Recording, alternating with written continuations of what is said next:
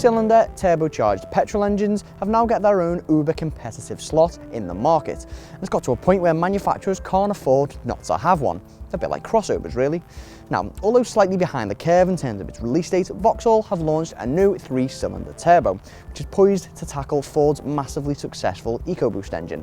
So, today we've got it in the Corsa Supermini to see what it can do.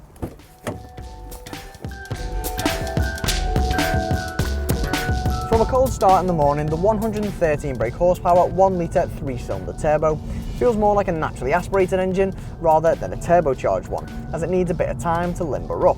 But once you've been driving for about 10 minutes or so and it's had time to stretch its legs, then you get a nice bite from the turbo, which comes in at just under 3,000 revs. Now, this boost means that it can reach 62 miles per hour from a standing start in just 10.3 seconds, and that means it's one of the quickest engines on offer in the Corsa range.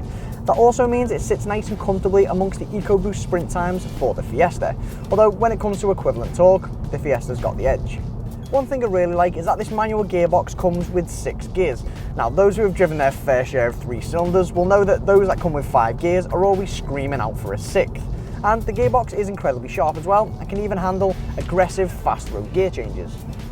But what about efficiency? Well, emissions in the new 1-litre turbo start from 112 grams per kilometre of CO2, which is quite high, especially when you consider that many of the engines in the Fiesta EcoBoost range start from under 100 grams. Fuel economy is a bit behind Ford's EcoBoost as well, as it claims an average of around 55 miles per gallon, whereas most of the engines in the Fiesta EcoBoost range claim around 65 miles per gallon. Although, in our experience, claimed MPG figures from 3-cylinder engines are very hard to achieve in real-world driving. Aside to its new 1-litre turbo, the Corsa remains unchanged in terms of drive, with much improved, sharper steering when compared to the last model. With that said, however, this particular model, the SRI VX line, has apparently got sports suspension, but from what I can tell, it makes no difference in terms of comfort or driving dynamics.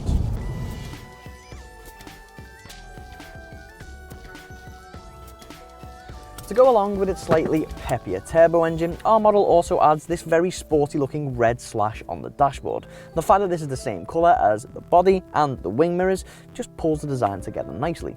All the bonus features of this model include 17-inch alloy wheels, a chrome exhaust and these sport style seats with a rather fashionable trim.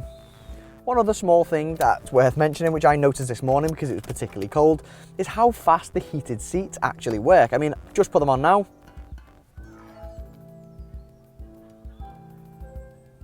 and I can feel them already. I mean, I've been in some cars and they take about 5 minutes to warm up, so that's a good thing to note.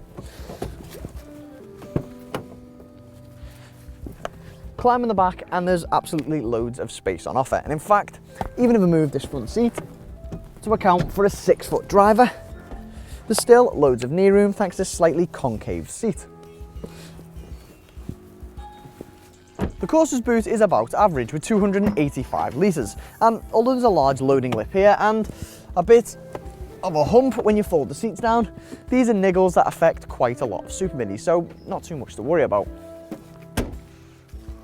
The 1-litre turbo can be yours for around £11,000, which means as an entry point to the turbo market, it's actually cheaper than the Ford Fiesta, Renault Clio and the Peugeot 208. And aside to retail price, the Corsa is probably one of the best cars out there for finance deals as well. But one thing that lets the Corsa down a bit is its high emission figures, which is a shame as the appeal of 3-cylinder turbos is usually a bit of oomph accompanied by sensible emissions and therefore tax bills. It's definitely a strong addition to the 3-cylinder turbo market, but if Vauxhall wanted to be class leading, then it may need a bit more tweaking. But that said, driving the Corsa again has reminded us how much of an improvement it is over the last model, and it can certainly stand up to rivals purely on merit, instead of its tendency to be available with cheap deals. But what do you think of the Corsa's new 1-litre turbo? Let us know in the comments section below, and don't forget to subscribe to our YouTube channel. Click on the inquire button to find out more details about this car, or for any other models, visit carkeys.co.uk. And to watch more reviews, click one of the links on screen now.